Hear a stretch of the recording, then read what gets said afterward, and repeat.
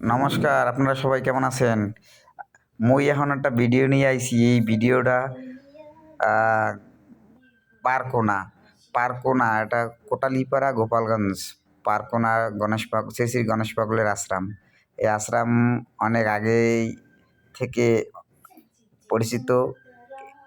এখন আইলাম মোরা এই পাগলের আশ্রমে। এই জায়গায় আগে যে বটগাছটা ছিল, বটগাছটা এখন আর নাই। দেখ বটগাছটা না দেখিয়া আমি চিনতে পারি নাই। বটগাছটার কারণে বটগাছটা কাটি ফেলাইছে।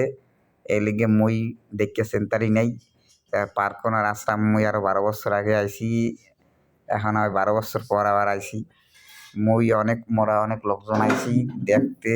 তাই মগো দেখিয়া বুঝদাই নেই প্রথম যে এটা পারকোনা। এখন আইয়া দেখি যে এই জায়গায় বটগাছটা কাটি গেলাইছে। এই পারকোনার এই বাঘের বটগাছ দেখিয়া নামছি। গাড়ির দিয়া নাম গিয়া এই জায়গায় আশ্রমে আইছি। দেখলাম আইয়া এই পাশে আরসালায় একটু ঢুকছি। আরসালায় ঢুকিয়া দেখলাম যে এই জায়গা এখানে প্রতিমাগুলা ভিডিও করলাম।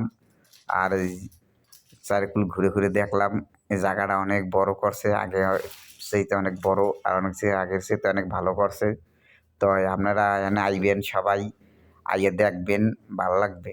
মুইও আইছি, মুই আইয়া এই ভিডিওটা বানাইছি। আর ভিডিওটা মোর ভালো লাগছে দেখে ভিডিওটা বানাইছি। সবাই একটু দেখবেন ভিডিওটা।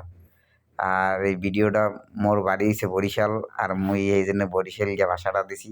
আপনারা কেউ কিছু মনে করবেন না, বুঝছেন? এইখানে মোর এই যে বাইকনা আইছে, একটা বাইকনার নাম হইছে বাদাম। ও এই জায়গায় মামার নামো। এলিগে মুই একটু নাম গিয়া ভালো মতন দেখলাম আর এই ভিডিওটা করলাম। তাই আপনারা এই ভিডিওটা দেখবেন আর এই সম্পূর্ণ দেখবেন। আর এই মোর চ্যানেলটা একটু সাবস্ক্রাইব করবেন। ভালো থাকবেন সবাই।